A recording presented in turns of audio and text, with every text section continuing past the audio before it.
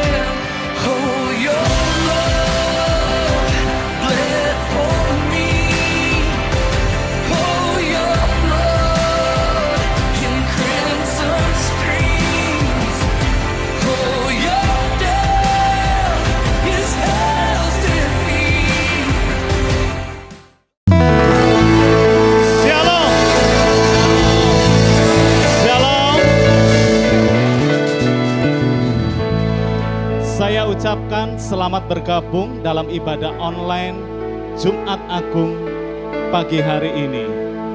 Marilah kita siapkan hati, kita undang Tuhan walaupun kita terpisahkan oleh jarak dan waktu dan tempat.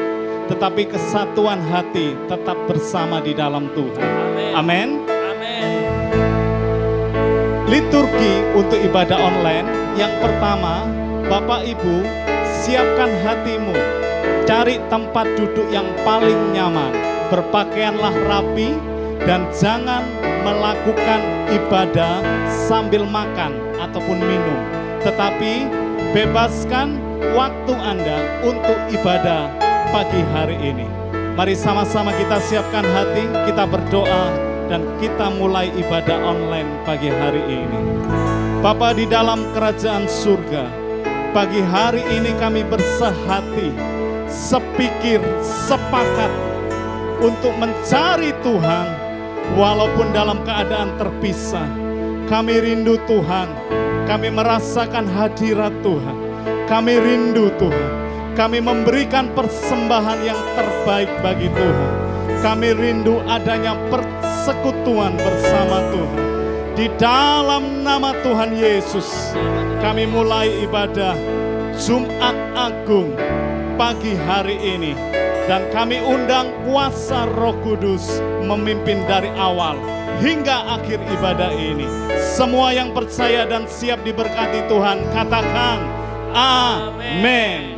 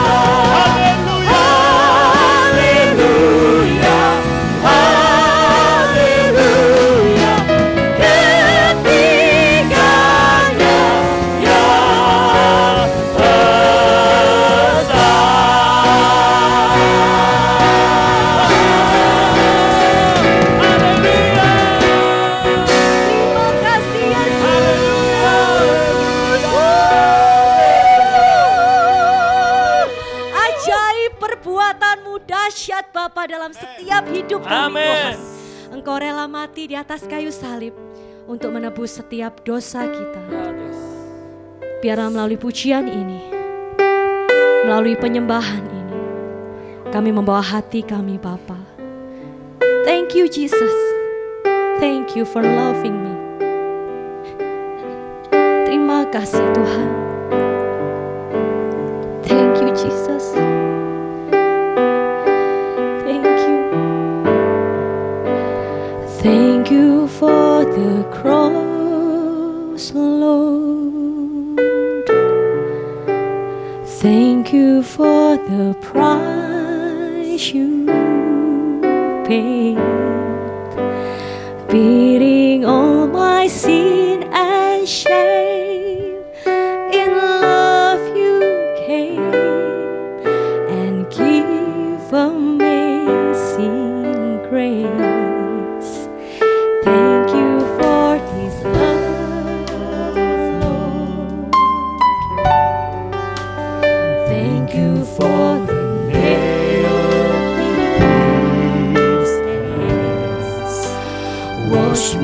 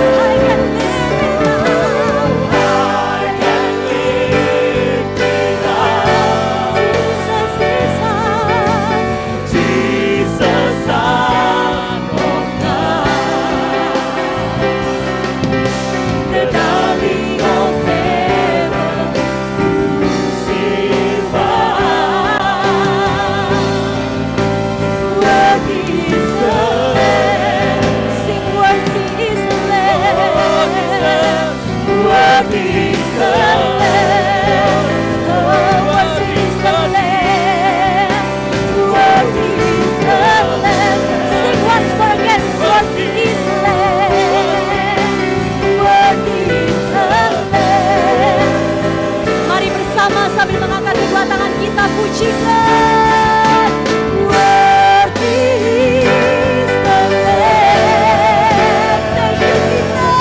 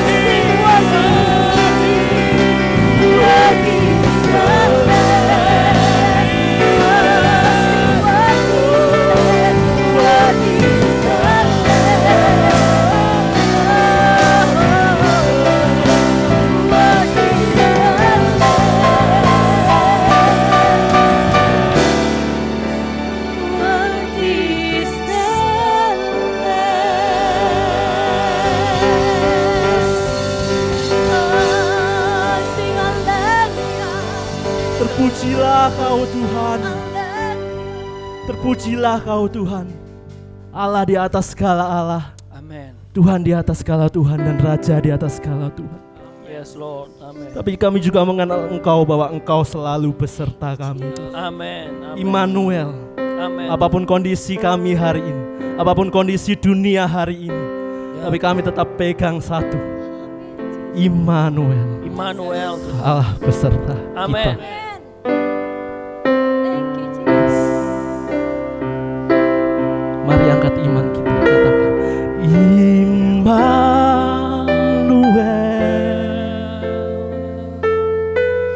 Katakan Immanuel.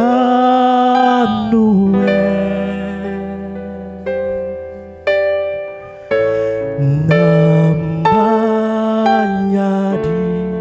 disebut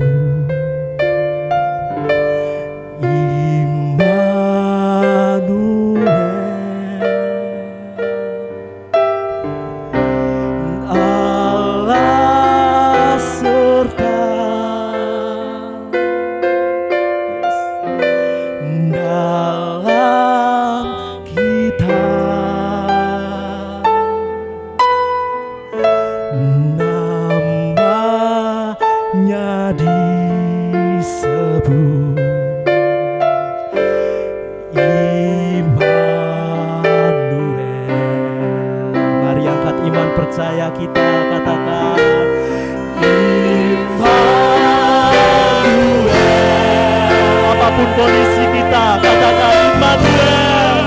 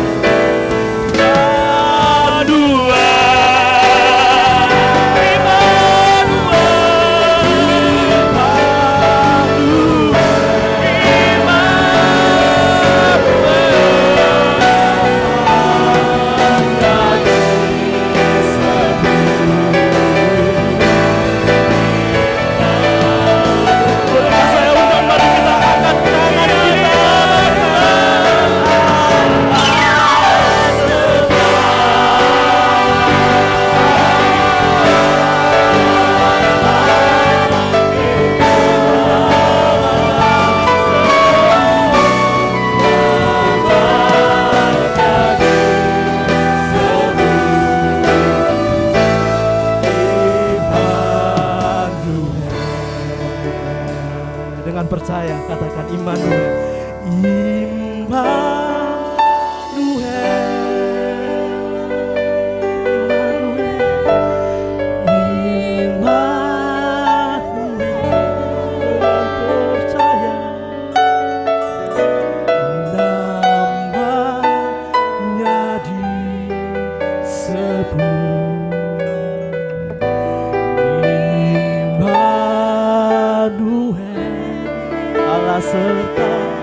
Allah serta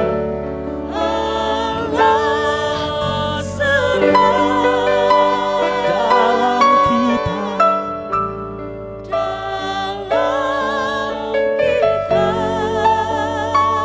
Kami sebut Kau Tuhan.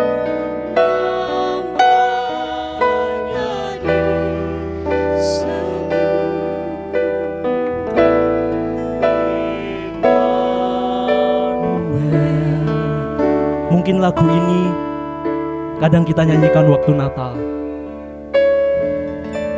tapi kita juga mau nyanyikan saat Jumat Agung ini, karena di kata-katanya Tuhan beserta kita. Hari ini mungkin dunia boleh takut, mungkin dunia bisa gentar, tapi Tuhan janji Tuhan beserta kita. Tuhan beserta kita. Bahkan saat kita harus menghadapi lembah yang kelam, lembah maut, lembah kematian, Allah beserta kita. Melalui ibadah online ini, mari sama-sama kita bangkitkan iman percaya kita. Bangkitkan sekali lagi keberanian kita, karena Tuhan beserta kita. Angkat hatimu dengan berserah, dengan hati yang rindu untuk mendekat dengan Tuhan. Boleh sekali lagi sama-sama kita katakan Immanuel. Allah serta dengan kita. Immanuel.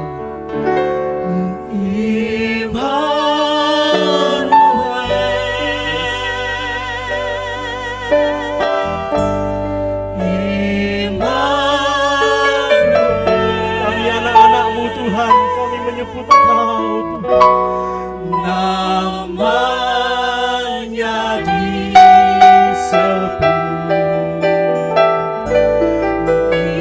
Immanuel. Katakan Allah serta.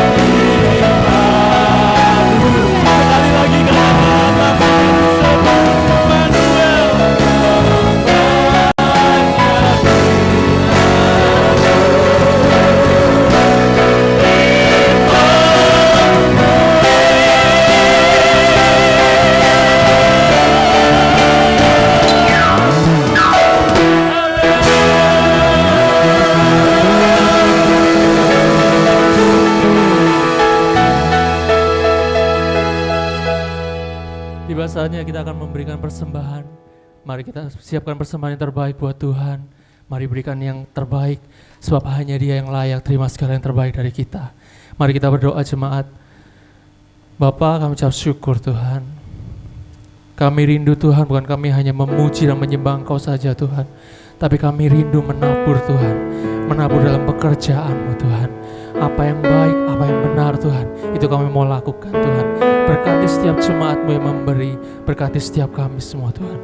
Hanya di dalam nama Tuhan Yesus Kristus. Haleluya. Amin.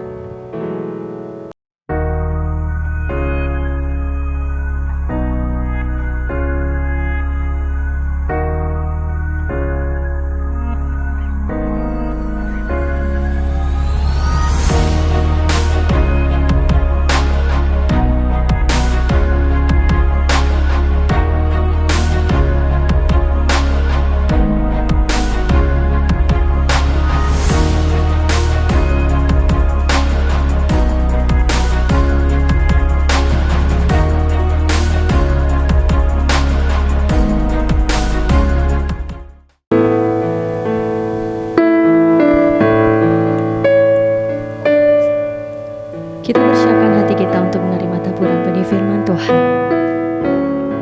Dia Yesus yang ajaib, Dia yang dahsyat dalam hidup kita. Tidak pernah sedetik pun Dia tinggalkan kita.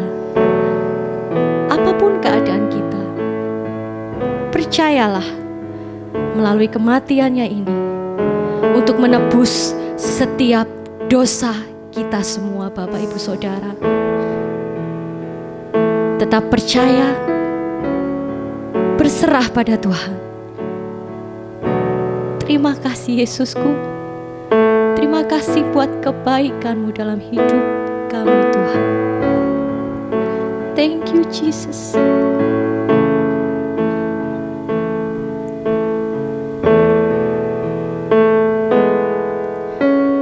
Yesus, Kau sungguh baik. Yesus, nama-Mu indah. Yesus, ku cinta Kau selalu. Ku tinggikan, ku agungkan selamanya. Ku mau memuji-Mu, ku selalu puji-Mu. Ku mau menyembah-Mu, ku selalu sembah-Mu. Kau yang layak terima semua pujian. Kemuliaan hanya bagi Tuhan. Mari Bapak Ibu Saudara lebih sungguh bersama katakan, Yesus, Kau sungguh baik. Yesus, nama-Mu indah. Yesus, ku cinta Kau selalu. Ku tinggikan, ku agungkan selamanya. Bersama katakan, ku mau memuji-Mu, ku selalu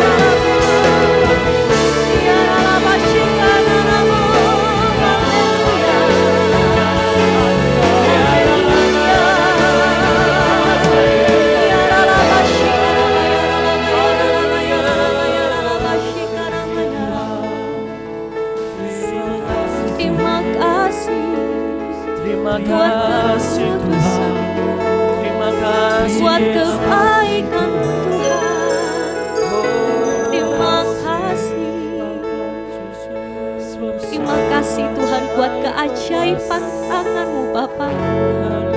Biarlah sepanjang umur hidup kami memuji memuliakan nama-Mu Yesus. Ini hidup kami, ini penyembahan kami Bapa. Mari Bapak Ibu Saudara, sekali lagi kita angkat pujian ini dengan segenap hati. Kita mau pujikan. Ku mau memuji-Mu, ku selalu puji-Mu, ku mau menyembah-Mu, ku selalu sembah-Mu. Kau yang layak terima semua pujian, kemuliaan hanya bagi Tuhan. Lebih lembut katakan, ku mau memuji-Mu, ku selalu puji-Mu, ku mau menyembah-Mu, ku selalu sembah-Mu.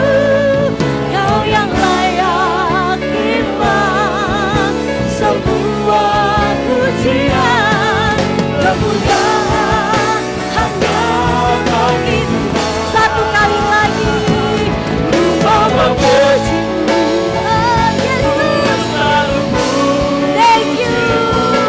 Ku mau menyembah-Mu, ku selalu sembah-Mu.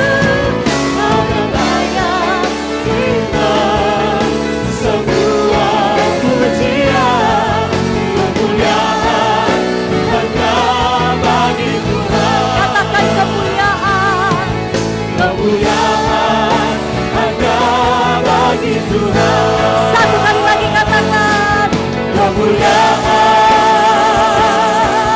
hanya bagi Tuhan. Sorak-sorai gemuruh bagi Yesus yang ajaib. Haleluya.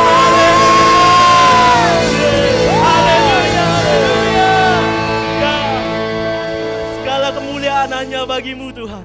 Segala keagungan hanya bagi-Mu Tuhan. Amin. Allah di atas segala Allah, Raja di atas segala Raja. Dan sebentar kami mau siapkan hati kami buka hati kami yang terbaik Tuhan untuk Engkau. Kami siap mendengarkan taburan benih firman-Mu. Biarlah hidup kami menjadi tanah yang subur untuk firman-Mu dapat berakar, bertumbuh dan berbuah dalam hidup kami Tuhan. Kami siap Tuhan, kami buka telinga kami buka hati kami untuk mendengar firman-Mu. Di dalam nama Tuhan Yesus Kristus. Haleluya, amin. Amin. Glory, haleluya. Shalom, jemaat Tuhan GBT Kristus Pengasih, Kertomenanggal dan Kutisari Indah. Kita jumpa kembali di hari yang berbahagia ini. Kita ibadah merayakan, merenungkan Jumat Agung, kematian Yesus Kristus di atas kayu salibnya.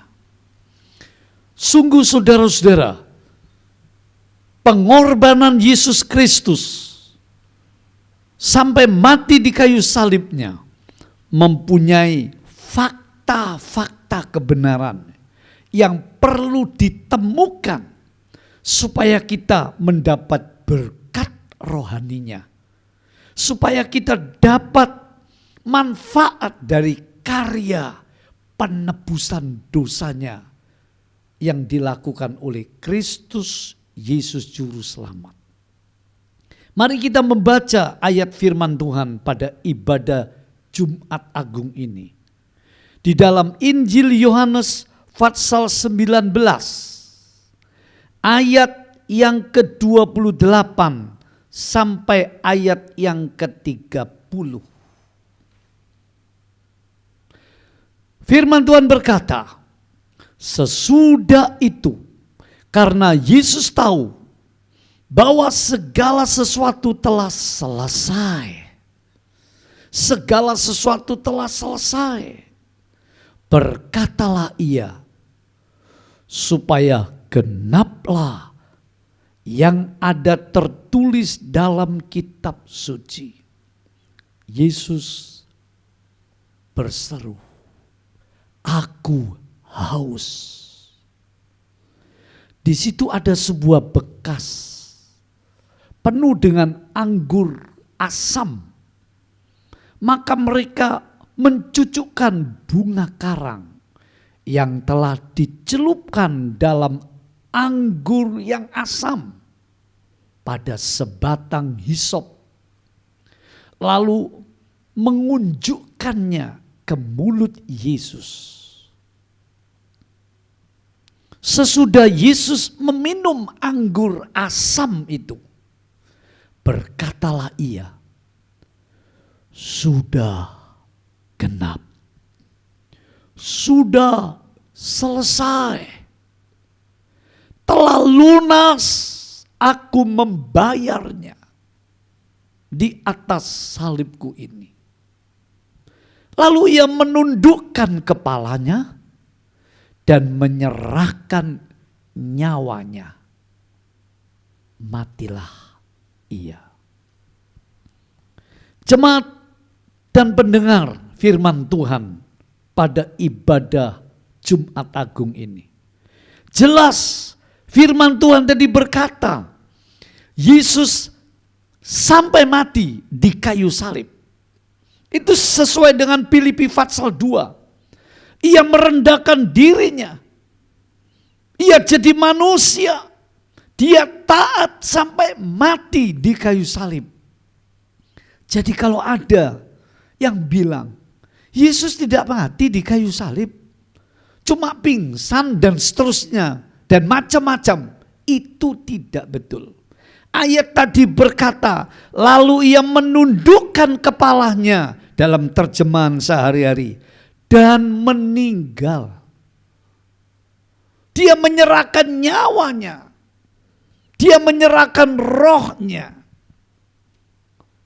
Maka di balik kematian Yesus Kristus sang penebus dosa ini, ada fakta kebenaran yang luar biasa, yang perlu kita manusia sadari, untuk kita terima sebagai fakta, bukan dongeng. Ini kisah nyata, ini sejarah yang mengubah nasib umat manusia. Apa fakta itu? Apa kebenaran di balik pengorbanan Yesus Kristus? Yang pertama, ngerinya, tragisnya akibat dosa. Seringkali persoalan dosa umat manusia ini adalah persoalan yang sangat penting, melebihi persoalan-persoalan apapun di dunia ini.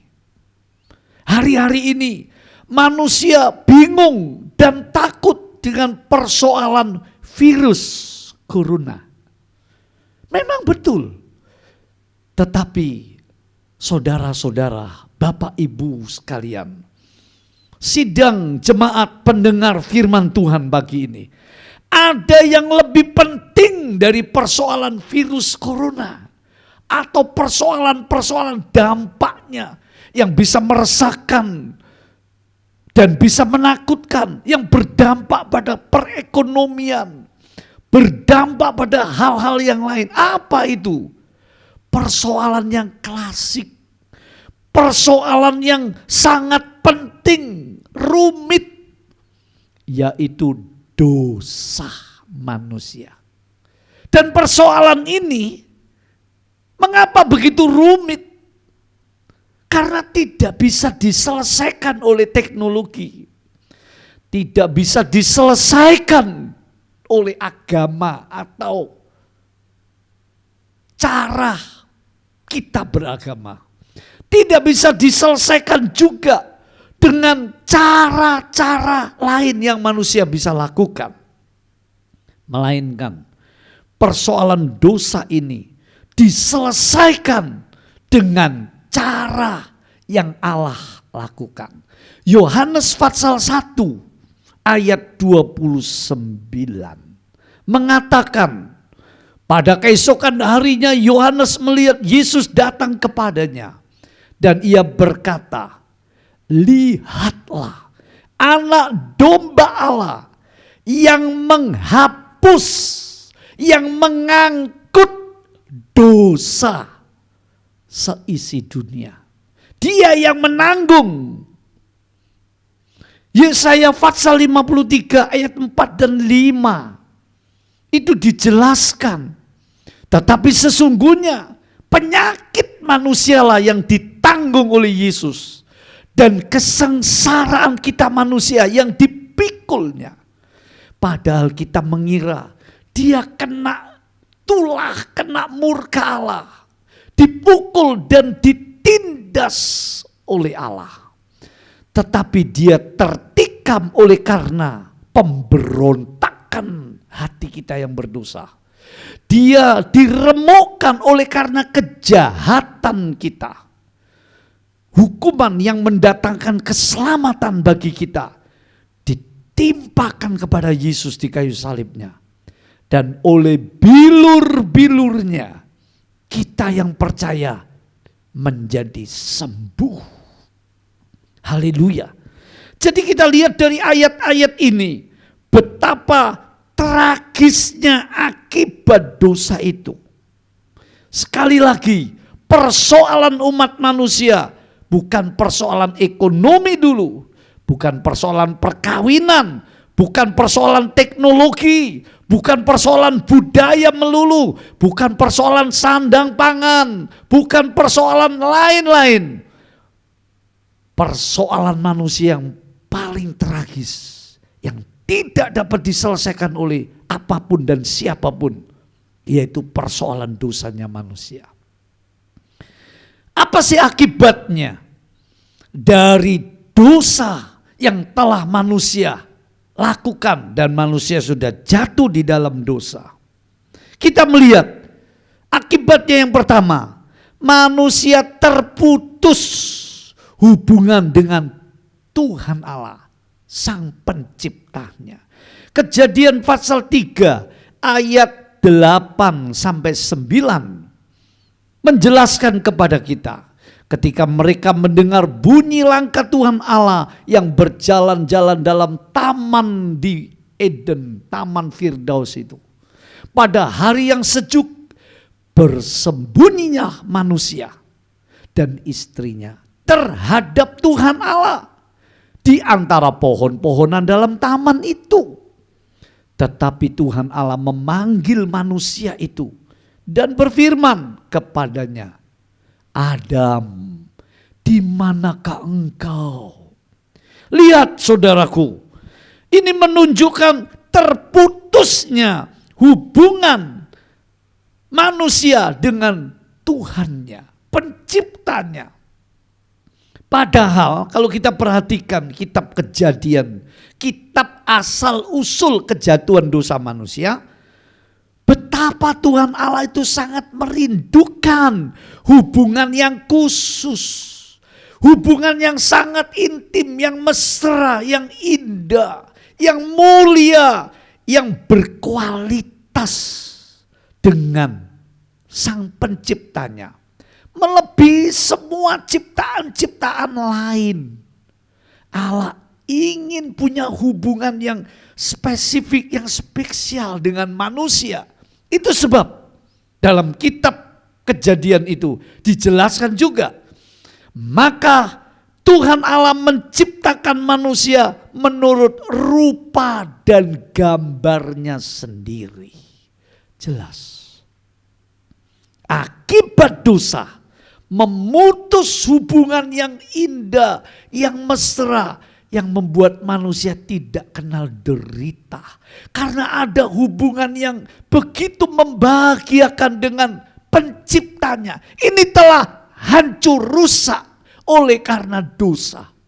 Sadari ini. Yang kedua, akibat daripada dosa itu menyengsarakan nasib manusia itu sendiri. Menakutkan menyedihkan, menyusahkan manusia itu, bahkan merusakkan jiwa raganya, menghancurkan masa depannya, membinasakan nasib manusia itu, sampai pada neraka yang kekal, yang mengerikan itu. Jelas kitab suci mengatakan begitu. Jadi akibat dosa ini jelas akan membuat nasib manusia itu sangat menderita. Selain itu, sidang jemaat pendengar sekalian pada ibadah online pagi hari ini, kita melihat akibat dosa itu menyakiti hati Tuhan Allah. Kejadian pasal 6 ayat 5 sampai 8. Kejadian pasal 6 ayat 5 sampai 8. Dikatakan di sana, di dalam kitab Kejadian, ketika dilihat Tuhan Allah bahwa kejahatan manusia itu besar di bumi, dan bahwa segala kecenderungan hatinya selalu membuahkan kejahatan semata-mata, maka menyesallah Tuhan Allah bahwa ia telah menjadikan manusia di bumi, dan hal itu memilukan hatinya. Jelas, akibat dosa menyakiti hati Allah. Banyak orang Kristen, banyak manusia takut akibat dosa, dalam pengertian takut dihukum dengan penyakit, dihukum sampai di neraka, dihukum jadi miskin, dihukum mengalami problem ini, cobaan hidup ini, kecelakaan begini, kecelakaan begitu. Seringkali kita takut pada hukuman dosanya. Padahal kalau didalami, maksud Tuhan akibat dosa yang diperbuat manusia itu merobek-robek hatinya Tuhan, menyakiti hatinya Tuhan yang begitu mengasihi kita manusia. Itu sebab ada nyanyian rohani yang mengatakan hatinya Tuhan hancur waktu ia disalibkan. Ini mewakili betapa akibat dosa itu menyakiti hati Tuhan, memilukan, mengecewakan Tuhan. Ini yang seharusnya menjadi prinsip mengapa orang Kristen bukan saja tidak boleh berdosa, tetapi tidak mau berdosa. Ini menjadi teguran buat saya dan saudara. Haleluya. Kita lihat juga akibat daripada dosa ini, puncaknya bukan cuma menyakiti Tuhan Allah, bukan membuat Tuhan Allah kecewa dan menyesal kepada manusia, tetapi murkanya itu dibalut, digantikan dengan kasihnya yang sangat besar, sehingga Allah dengan rela turun ke bumi. Allah inkarnasi jadi manusia di dalam Yesus Kristus. Ini artinya Injil, kabar baik. Allah yang maha kuasa, Allah yang roh adanya, Allah yang transenden, yang sangat agung mulia, menjadi manusia seperti kita dengan satu tujuan, untuk menyelesaikan dosa umat manusia yang tidak bisa diselesaikan oleh apapun dan cara apapun. Sehingga Dia yang maha kudus, yang maha kuasa itu, Dia turun sendiri ke bumi ini, lahir sebagai manusia, lahir di kandang Bethlehem, sampai Dia dewasa melayani, menolong penderitaan manusia, mengampuni dosa manusia, dan menyelesaikan harga hutang dosa-dosa manusia di kayu salibnya. Puji nama Tuhan, itulah ngerinya akibat dosa. Sehingga di poin ini Allah sampai turun jadi manusia. Matius 1 ayat 21. Namai dia Yesus karena dia yang akan melepaskan umat manusia, umatnya sendiri dari dosa-dosa mereka. Yohanes 3 ayat 16. Karena demikian Allah mengasihi seisi dunia ini sehingga dikorbankannya, diberikannya anaknya yang tunggal itu, supaya barang siapa yang percaya kepadanya Yesus Kristus tidak binasa, melainkan beroleh hidup yang kekal. Tetapi kita lihat dari ayat Yohanes pasal 19 tadi, ada fakta kebenaran yang kedua. Fakta kebenaran yang kedua ini apa? Yaitu pengorbanan Yesus merupakan sebuah pelunasan, penyelesaian yang legal, yang sah, yang diterima sampai ke takhta yang maha kuasa di sorga. Sehingga akibat dosa, kutuk-kutuk yang diderita umat manusia dan semua makhluk di alam semesta ini telah dibayar dan kutuk diganti menjadi berkat. Berkatnya itu apa saja? Berkatnya itu apa saja? Coba kita lihat di dalam firman Tuhan. Berkatnya itu bisa jelas menunjukkan telah beroleh hidup yang kekal. Yohanes 3 ayat 16 tadi.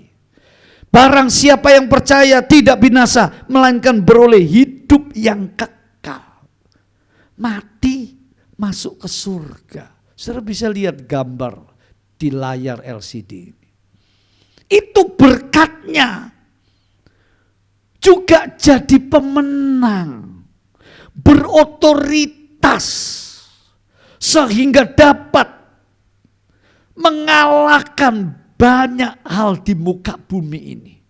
Sebagai orang percaya, Paulus berkata dalam Roma pasal yang ke-8 ayat 37, kita lebih dari pemenang. Artinya melalui karya penebusan Yesus, kematiannya, darahnya yang tertumpah, penderitaan siksanya yang dia terima, pengorbanannya yang begitu agung mulia, mematahkan segala pekerjaan iblis, memberikan manfaat yang begitu besar bagi umat manusia, bagi orang percaya, sehingga orang percaya yang berlindung di dalam pengorbanan salib Kristus beroleh kemenangan demi kemenangan. Percobaan bisa datang, masalah bisa datang, tetapi orang yang sungguh-sungguh di dalam iman kepada anak Allah yang sudah mempersembahkan dirinya di kayu salib, dia akan jadi pemenang, berotoritas, menggunakan nama Yesus, nama di atas segala nama, untuk mengalahkan banyak perkara di muka bumi ini. Puji nama Tuhan. Kita lihat firman Tuhan menunjukkan bukan saja fakta kebenaran dari pengorbanan Yesus ini mengubah kutuk menjadi berkat, di mana sudah dilunasi, sudah genap, sudah selesai. Kita jadi pemenang, kita beroleh hidup yang kekal, tetapi ada juga kebenarannya itu, munculnya ciptaan baru. Munculnya ciptaan baru dalam 2 Korintus pasal 5 ayat 17. Firman Tuhan mengatakan, Tetapi dalam semuanya itu, ya. Tetapi dalam semuanya itu kita lebih dari pemenang, tetapi juga dikatakan dalam 2 Korintus pasal yang ke-5 ayat 17, jadi siapa yang ada di dalam Kristus, ia adalah ciptaan baru. Perhatikan kalimat ini. Bukan ciptaan lama, ciptaan baru. Yang lama sudah berlalu, sesungguhnya yang baru sudah datang. Ciptaan baru ini maksudnya apa? Dari semua yang pernah Tuhan Allah ciptakan sampai Adam dan Hawa, itu semua disebut ciptaan ras lama. Sudah pernah ada, sudah diciptakan, termasuk manusia Adam dan Hawa, dan jatuh dalam dosa. Tetapi ciptaan baru ini adalah di mana manusia berdosa itu akan disempurnakan, dibenarkan dulu, dikuduskan, disempurnakan, sampai kelak dia serupa dengan juru selamatnya, dengan Tuhan. Itu sebab disebut ciptaan baru, ras baru yang belum pernah ada di sorga dan di bumi ini. Melebihi semua malaikat, serafim, apapun. Ini luar biasa. Ini hasil dari karya penebusan kematian Yesus Kristus di atas salibnya. Apa yang didapat bagi umat pilihannya yang disebut ciptaan baru, ras baru itu? Dia akan mendapatkan apa? Yohanes Wahyu, dalam wahyunya Rasul Yohanes, Wahyu pasal 3 ayat 10 menunjukkan umat pilihannya itu akan dipelihara di akhir zaman. Ayat itu berkata, oleh karena kamu menuruti firman-Ku untuk tekun menantikan Aku, untuk menaati perintah-perintahku, maka Aku pun akan melindungi engkau. Tuhan akan melindungi engkau dari hari pencobaan yang akan datang atas seluruh dunia untuk mencobai mereka yang diam di bumi ini. Wahyu 3 ayat 10. Jelas dari ayat 1 ini saja, bahwa umat pilihan, umat tebusan, anak-anak Tuhan yang sudah dilahirkan baru, dimeteraikan oleh Roh Kudus, jadi milik Kristus, jadi jemaatnya, jadi umat tebusannya itu, dia akan dipelihara di akhir zaman. Ini bukan berarti nggak perlu sekolah, nggak perlu bekerja, ya lalu kita malas-malas lah ya. Tidak. Ketika dunia mengalami pencobaan, orang Kristen yang sungguh-sungguh akan mengalami pemeliharaan Tuhan. Sekalipun ada sengsara, ada cobaan, ada aniaya, ada kekurangan, ada situasi yang sulit, yang menakutkan. Tapi ingat, ada pemeliharaan yang maha kuasa, melampaui pengertian manusia.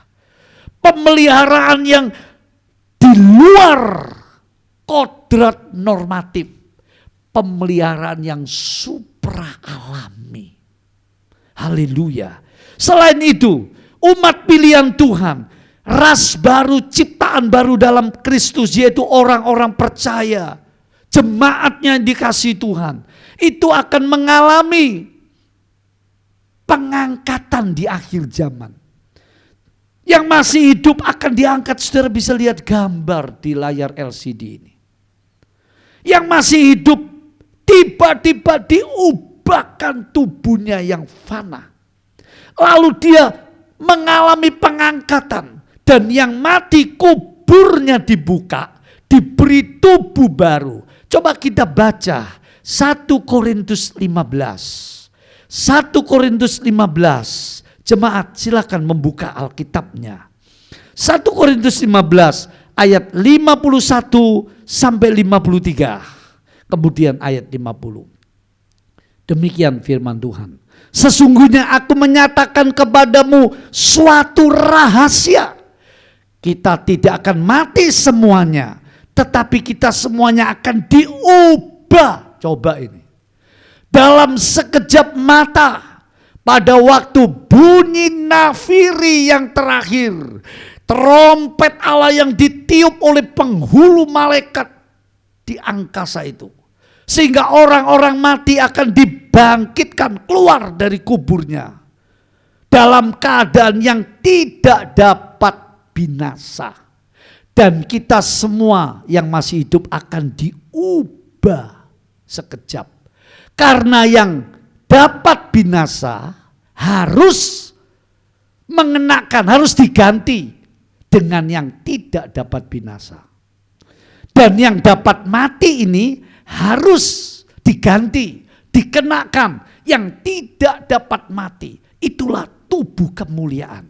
Itulah tubuh kebangkitan. Itulah suasana kemuliaan hidup yang kekal. Jadi ada pengangkatan yang masih hidup. Ada kebangkitan orang mati. Orang-orang percaya di dalam Kristus yang sudah mati.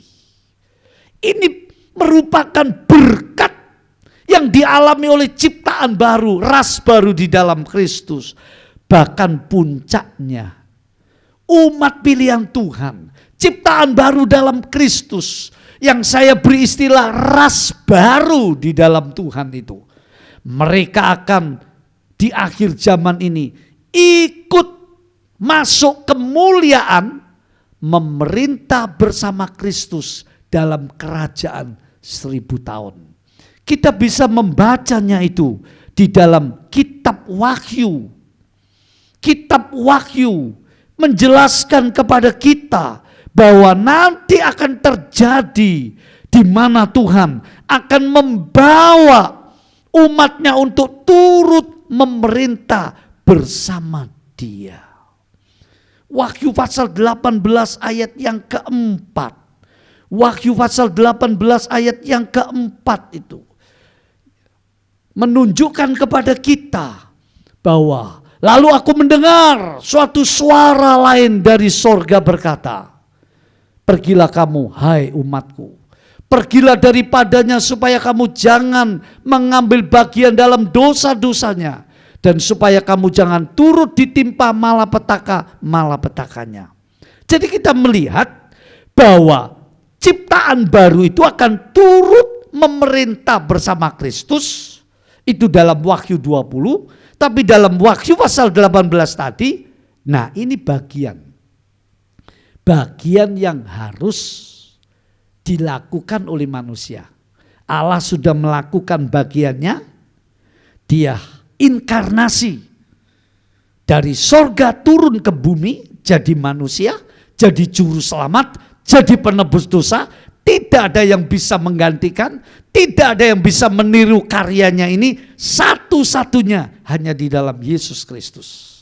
Tetapi ada bagian manusia. Apa bagian manusia? Yaitu tadi ayat Wahyu 18 ayat 4. Menjauhlah dari dosa, mendekatlah kepada Tuhan.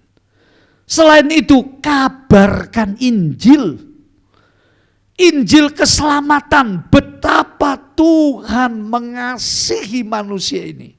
Supaya manusia jangan binasa dalam dosa-dosanya. Supaya manusia beroleh kehidupan yang kekal.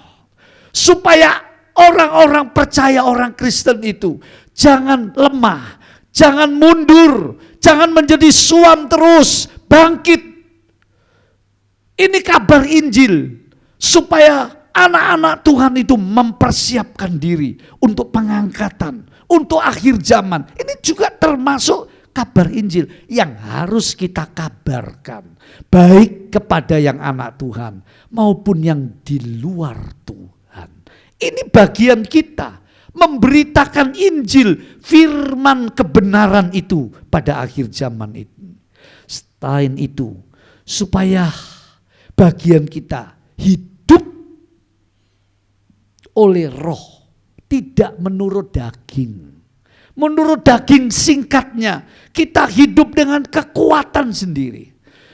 Kita jadi orang Kristen dengan kekuatan sendiri. Kita melayani Tuhan dengan kekuatan sendiri. Dengan kebisaan, kepandaian kita melulu. Kita kurang minta petunjuk dan pimpinan Roh Kudus. Kita menghadapi banyak masalah, tantangan. Kita coba dengan kekuatan, kepandaian kita melulu. Ini namanya hidup menurut daging. Menurut ciptaan lama. Menurut kemampuan manusia sendiri. Belum cukup.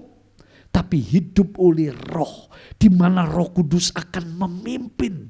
Menolong, menghibur, mengkuatkan. Dan membuat perkara-perkara yang besar, perkara-perkara yang ajaib. Itu janji dalam firman Tuhan. Ini bagian kita. Sehingga kalau kita mau pikul salib, kita mau ikut Tuhan dengan sungguh-sungguh, tidak menurut daging tapi menurut kehendak Tuhan, maka Roh Kudus akan menolong dan memimpin kita, memberi kita kemenangan demi kemenangan. Akhirnya jemaat yang dikasihi Tuhan, bagian kita adalah setia sampai mati. Kita akan terima mahkota yang kekal, mahkota yang tak layu. Haleluya, haleluya. Di sini kita melihat ada 3 fakta kebenaran di balik pengorbanan Yesus Kristus. Ngerinya akibat dosa, itu fakta yang tidak bisa disangkal. Tapi kita juga melihat bagaimana pengorbanan Yesus itu menyelesaikan, melunasi akibat-akibat dosa. Kutuk telah dijadikan berkat. Dan yang terakhir, dari pengorbanan Kristus kita melihat ada yang bagian Allah, ada yang bagian manusia. Itu sebab waktu Yesus disalib, ada kisah yang disisipkan, kisah nyata. Simon Kirene itu ikut memikul salib. Ketika Yesus jatuh berkali-kali, Via Dolorosa dalam memikul salib, tentara Romawi itu memaksa Simon Kirene yang baru pulang dari ladangnya, kebunnya, dipaksa untuk memikul salib. Ini arti rohaninya. Ada bagian kita manusia ini. Bagian kita orang Kristen. Seperti yang sudah saya uraikan. Menjauhlah dari dosa. Dekatlah kepada Allah. Itu bagian kita. Kabarkan Injil. Hidup tidak menurut daging. Tidak bersandar kekuatan sendiri. Tapi bersandar Roh Kudus Allah, dan setia sampai mati. Tuhan memberkati kita sekalian. Shalom. Mari kita masuk dalam acara perjamuan sucinya Tuhan. Puji nama Tuhan. Puji nama Tuhan. Haleluya. Jemaat yang dikasihi Tuhan, tiba saatnya setelah kita mendengar firman, kita buka hati, rendahkan hati.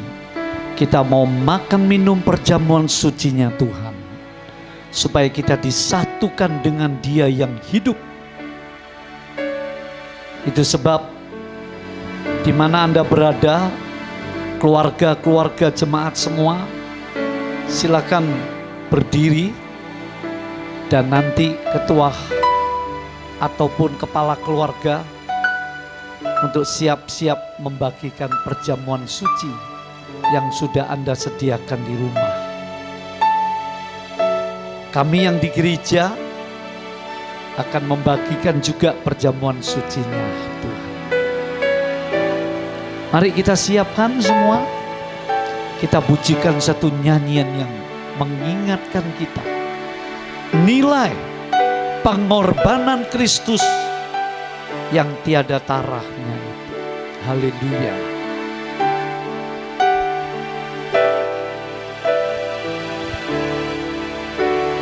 Karena salibmu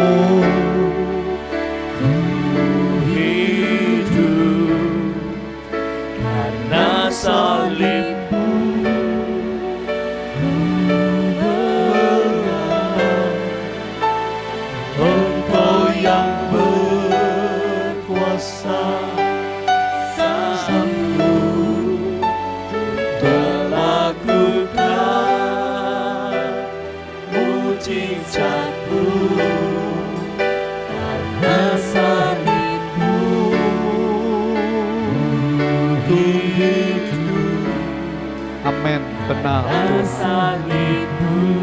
Haleluya.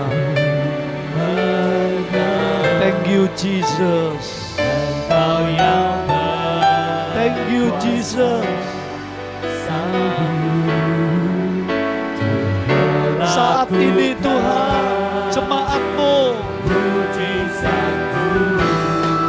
bersekutu melalui perjamuan suci. Lakukan mujizat-Mu Tuhan.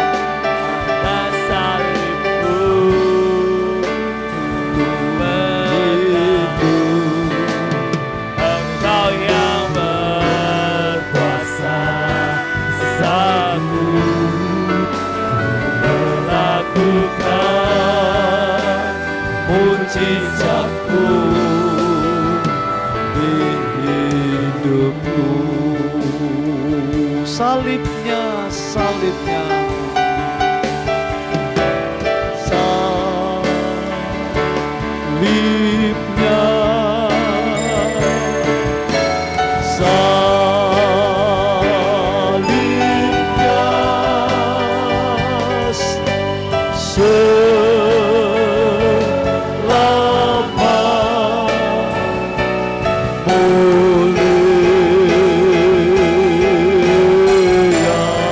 dosaku, dosaku disucikan.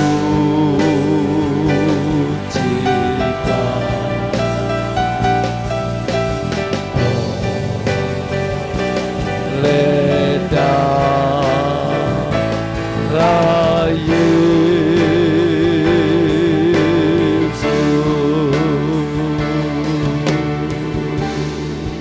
layakkan kami Tuhan, segenap umat-Mu yang sedang beribadah, merayakan pengorbanan-Mu di kayu salib Jumat Agung. Terima kasih Juru Selamatku, Tuhanku, Engkau rela mempersembahkan diri-Mu untuk menyelamatkan kami. Kuduskan hidup kami semua. Layakkan pada saat ini kami ambil bagian perjamuan suci-Mu Tuhan. Tubuh darah-Mu yang sudah menggenapi semua. Semua jadi selesai. Dosa kami diselesaikan. Penderitaan kami diselesaikan. Kemiskinan kami diselesaikan. Hidup kekal telah diselesaikan bagi orang percaya. Puji Tuhan, kita angkat roti bersama-sama. Sabdanya, akulah roti hidup yang turun dari surga. Tubuhku adalah makanan yang sungguh-sungguh. Inilah tubuhku yang diserahkan karena kamu sekalian. Ambillah, makanlah untuk mengingat akan daku. Siapa yang makan tubuhku, ia tidak akan mati selamanya, melainkan ada hidup yang kekal di dalam dirinya.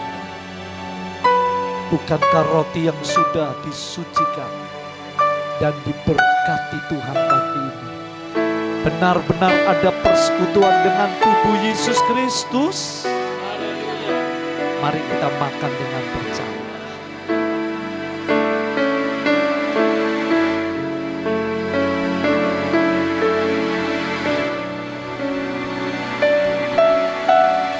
Mari kita angkat cawan darah. Sabdanya, inilah darahku, darah perjanjian baru yang ditumpahkan bagi kamu sekalian untuk jalan keampunan dosa-dosa. Siapa yang makan tubuhku dan minum darahku, aku Aku tinggal di dalam Dia, dan Dia tinggal di dalam aku. Bukankah cawan yang sudah disucikan dan diberkati Tuhan sendiri pagi ini? Sungguh-sungguh ada persekutuan dengan darah Yesus Kristus. Mari kita minum dengan percaya.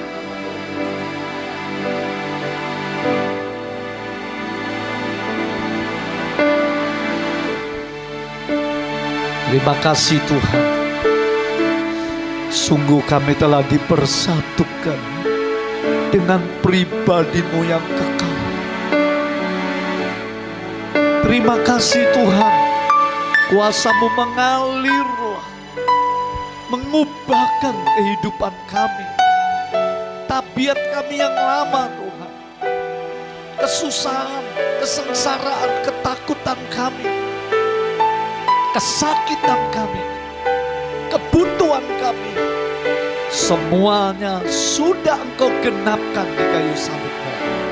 Kami percaya Roh Kudus Engkau yang mengerjakan dalam setiap pribadi saat ini. Mujizat masih ada, berkat Tuhan nyata, pertolongan dari Tuhan ya dan amin. Puji syukur, haleluya. Segala hormat bagi Engkau, Bapa, Putra, dan Roh Kudus. Di dalam nama Tuhan Yesus Kristus, kami mensyukuri dan mengimani perjamuan suci-Mu. Jemaat, kita akan mengakhiri ibadah Paskah pagi hari ini. Kita berdiri masing-masing di mana Anda berada. Kita angkat wajah tangan kita. Kita bersyukur kepada Tuhan. Sekarang, saudara-saudara yang dikasihi Tuhan, pulanglah engkau dengan berkat Tuhan dari Allah Bapa, Allah Putra, dan Allah Roh Kudus. Memberkati engkau lewat firman dan perjamuan suci. Berkat rohani, berkat jasmani, pribadi, keluarga. Hari ini, esok, sampai Maranatha, Kristus datang kembali ke bumi ini dengan kemuliaan. Saudara selalu disertai Tuhan sampai zaman ini berakhir. Haleluya.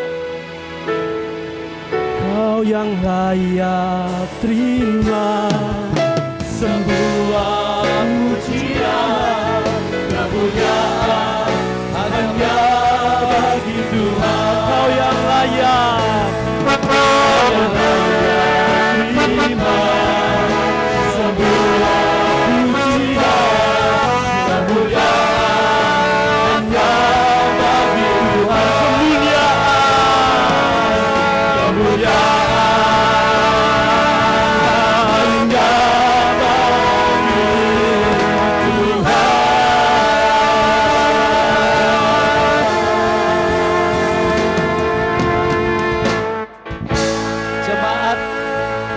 Jemaat yang dikasihi Tuhan, kita jumpa kembali hari Minggu jam 7 pagi ibadah, jam 10 pagi ibadah kebangkitan. Sekali lagi kita jumpa ibadah online jam 10 pagi pasca kebangkitan. Haleluya. Aku diberkati, amin. Sepanjang hidupku diberkati, dari pagi hari sampai jauh malam. Aku yes. Aku diberkati, sepanjang hidupku diberkati, dari pagi hari sampai jauh malam. Aku diberkati, aku diberkati, aku diberkati.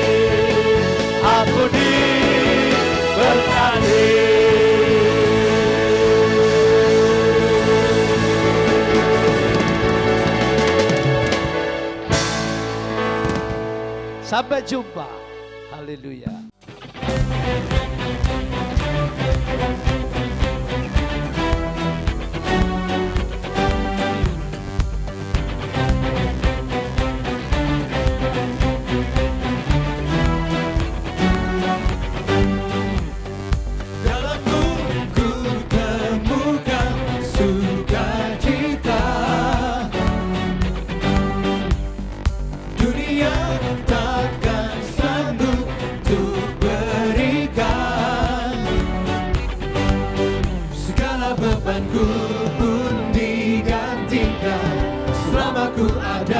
di